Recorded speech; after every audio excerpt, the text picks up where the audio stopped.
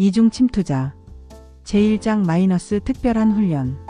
전지현은 새벽 어둠 속에서 15km 배낭을 메고 달리고 있었습니다.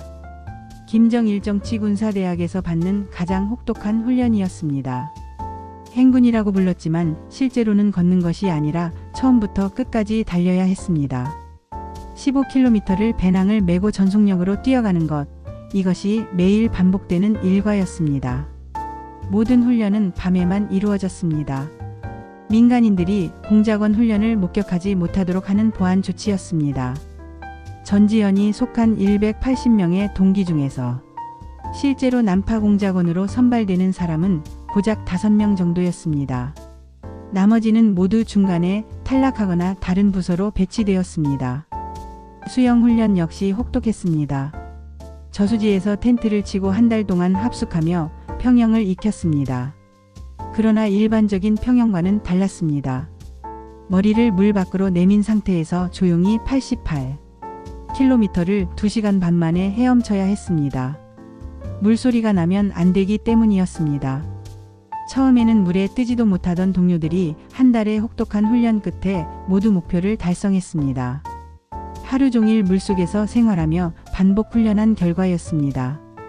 전지현은 이 훈련들을 견디며 자신이 진정한 공작원이 되어가고 있음을 느꼈습니다. 사상교육도 빠질 수 없었습니다. 김일성의 역사와 노작을 외우는 것은 기본이었고 어떻게 살아야 가치 있는 인생인지에 대한 세뇌교육이 계속되었습니다. 가장 어려운 것은 죽음에 대한 두려움을 극복하는 일이었습니다. 대남 공작은 곧 죽음을 의미한다고 모든 사람들이 알고 있었기 때문입니다. 하지만 희망이 있었습니다. 교관들 대부분이 남한에 몇 번씩 다녀온 사람들이었습니다. 그들은 훈련을 강하게 받으면 살아서 돌아올 수 있다고 말했습니다. 안 잡힌다, 안 죽는다는 격려의 말들이 전지현에게 자신감을 주었습니다. 그는 결국 180명 중 유일하게 난파 공작원으로 선발되었습니다. #제2장 남한으로의 변신. 족구화 교육이 시작되었습니다. 북한에서 태어나 북한말과 문화만 알던 전지현이 완벽한 남한 사람으로 변해야 하는 과정이었습니다. 평양 사람을 서울 사람으로 만드는 8개월간의 특별 교육이었습니다. 강사들은 모두 남한 사람이었습니다. 납치된 사람도 있고 자진 월북한 사람도 있었으며 제3국에서 유학하다 온 사람도 있었습니다. 이들은 전지현과 24시간 동안 함께 생활하며 남한의 말과 문화를 완벽하게 전수해 주었습니다. 첫날 전지현은 샴푸를 머리 기름으로 착각했습니다. 북한에서는 동백 기름으로 머리를 감았기 때문에 샴푸의 존재 자체를 몰랐던 것입니다. 머리에 발랐다가 끈적거리자 당황했지만 차마 물어보기가 부끄러워 다시 감았습니다. 그때서야 거품이 나는 것을 보고 샴푸의 용도를 깨달았습니다. 남한의 뉴스를 보는 것도 어려웠습니다. 외래어가 너무 많아서 절반도 알아들을 수 없었습니다. 북한에서는 조선말만 사용했기 때문이었습니다. 편집된 뉴스와 오락 프로그램을 반복해서 시청하며 남한의 문화를 익혔습니다. 야구는 완전히 새로운 스포츠였습니다. 북한에는 야구가 없었기 때문에 룰부터 배워야 했습니다. 선동열, 김재박, 최동원 같은 유명 선수들의 이름을 모두 외워야 했습니다. 영화와 드라마에 나오는 주요 배우들의 이름도 마찬가지였습니다. 병원, 약국, 지하철 같은 생활시설을 이용하는 방법도 자세히 배웠습니다. 버스를 탈 때는 토큰을 사야 했고 전철을 탈 때는 종이표를 구입해서 개찰구에 넣어야 했습니다. 목표는 한국에서 고등학교를 나온 일반인이 갖고 있는 정도의 상식을 모두 습득하는 것이었습니다. #제3장 실전 체험. 이론 교육이 끝나자 실전 체험이 시작되었습니다.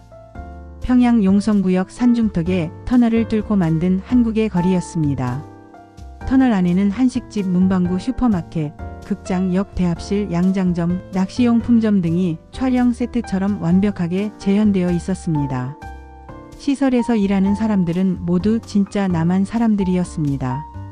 전지현은 한국 돈을 받고 그 안에서 실제와 똑같은 한국 생활을 체험했습니다. 다방에 들어가서 커피를 주문하고 그때의 관습에 따라 아가씨에게도 커피 한 잔을 사주는 것까지 배웠습니다. 모든 말과 행동이 자연스러운지 체크받았습니다. 억양이 이상하거나 어색한 부분이 있으면 즉시 교정받았습니다. 개찰구에서 티켓을 사고 통과하는 과정, 백화점에서 쇼핑하는 방법 등을 실제로 연습했습니다. 가장 인상적인 것은 터널 끝에 있는 서울시 중심가의 축소 모형이었습니다. 서울의 주요 건물들을 정확한 모양으로 깎아서 만든 정교한 모형이었습니다. 밀차를 타고 돌아다니며 여기가 어디고 저기가 어디인지 완벽하게 외웠습니다. 청와대의 위치까지도 정확히 알 수 있었습니다. 일주일간의 실습 훈련이 끝나자 전지현은 완벽한 남한 사람이 되어 있었습니다. 나중에 실제로 서울에 왔을 때 길을 묻는 사람들이 있을 정도로 자연스러웠습니다. 시골 사람들도 당연히 서울 토박이로 알아볼 만큼 완벽한 변신이었습니다. 이제 진짜 난파 공작의 시간이 다가오고 있었습니다. 해시태그 제사장 마이너스 첫 번째 침투. 1987년 남포에서 출발한 공작선은 3박 4일 동안 공해상을 항해했습니다. 겉으로는 어선처럼 보였지만 실제로는 우리 고속정보다 빠른 특수선이었습니다. 대낮에는 천천히 어선처럼 위장하고 밤이 되면 전속력으로 달렸습니다. 황해 하류에서 북한 무역선과 만나 연료를 보급받은 후 동쪽으로 향해 제주도 남단까지 내려갔습니다. 공작선 안에는 반잠 수정이 숨겨져 있었습니다. 제주도 연안 1km 전방에서 반잠 수정으로 갈아타고 스킨스쿠버 장비를 착용하여 상륙했습니다. 상륙 지점은 제주도 서귀포시 보목동 서귀포 카로텔 앞 해안이었습니다. 전지현은 산에 장비를 숨기고 옷을 갈아입었습니다. 그리고 처음으로 남한 사람과 마주하게 되었습니다. 상대는 택시기사였습니다. 동명백화점까지 가달라는 첫 마디를 하기 전까지 마음속으로 15번이나 연습했습니다. 억양이 틀릴까봐 극도로 긴장했던 것입니다. 하지만 택시기사가 자연스럽게 알아듣자 속으로 성공했다고 외쳤습니다. 동명백화점에서 한국제 옷으로 갈아입었습니다. 입생노랑과 피에르 가르덴 같은 중산층이 입는 브랜드였습니다. 신발은 금강구두를 샀습니다. 북한에서 배운 대로 정확히 실행했습니다. 사이즈도 자연스럽게 맞춰받았습니다. 첫 식사는 설렁탕집에서 했습니다. 북한에서는 맛볼 수 없는 진짜 설렁탕이었습니다. 배불리 먹고 나서 숙소를 찾았습니다. 호텔은 숙박 등록 때문에 피하고 여인숙을 선택했습니다. 신분이 노출되지 않기 위한 조치였습니다. 첫 번째 침투의 첫날이 무사히 지나갔습니다. 해시태그 제5장 마이너스 임무 수행. 제주도에서 일주일을 보내며 현지 적응 훈련을 했습니다. 관광지를 돌아다니며 자연스럽게 남한 사회에 녹아들었습니다. 정방폭포와 천지연폭포를 구경하고 서귀포 시내를 둘러보았습니다. 긴장이 점차 풀리기 시작했습니다. 제주항에서 목포행 카페리오를 타고 육지로 향했습니다. 검문이 심해서 무전기와 총기류는 모두 산에 묻어두고 돈만 가지고 나왔습니다. 승선자 명부에는 가짜 신분으로 기재했습니다. 다행히 별다른 문제 없이 통과할 수 있었습니다. 배 위에서 돌고래 떼를 만났습니다. 갑판에 나와 서서 바람을 맞으며 돌고래들이 배를 따라오는 모습을 지켜보았습니다. 운이 좋았던 진짜 관광이었습니다. 6개월 동안의 활동을 위한 본격적인 시작이었습니다. 첫 번째 임무는 10년 전에 난파된 여간첩 이선실 할머니를 접선하는 것이었습니다. 75세의 할머니는 동작구 대방동에 살고 있었습니다. 그녀는 북한 노동당 정치국 후보위원이었습니다. 할머니를 데리고 북한으로 돌아가는 것이 주요 임무였습니다. 두 번째 임무는 남한의 운동권 인사들을 포섭하는 것이었습니다. 민중당 창당을 준비하던 문 씨를 통해 당을 장악하려 했지만 실패했습니다. 대신 다른 인사를 포섭하여 지하당 조직을 만들었습니다. 사북 사태를 주도했던 인물도 포섭하여 또 다른 간첩망을 구축했습니다. 6개월 동안 2개의 지하당을 조직하는 성과를 거두었습니다. 해시태그 제6장 마이너스 복귀와 각성. 1990년 10월 할머니와 함께 북한으로 복귀할 시간이 되었습니다.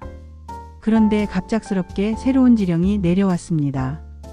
포섭한 남한 인사도 함께 데리고 들어오라는 명령이었습니다. 다행히 그는 일주일 정도 시간을 낼 수 있다고 했습니다.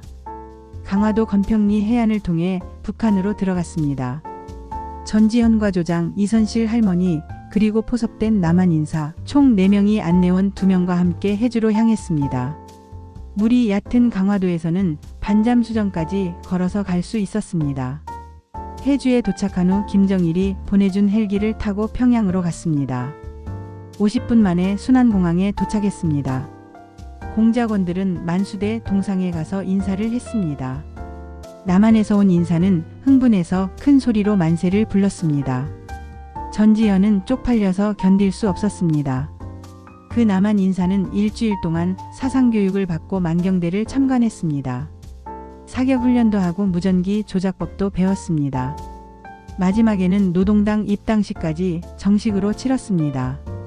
단기를 걸어놓고 간부가 나와서 증서를 수여했습니다.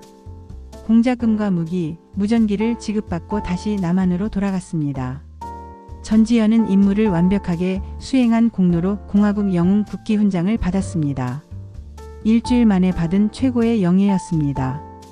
탈북민 중에서 이런 훈장을 받고 살아있는 사람은 아마 그가 유일할 것이었습니다. 하지만 진정한 각성은 이제부터 시작이었습니다. 해시태그 제7장 북한의 실상.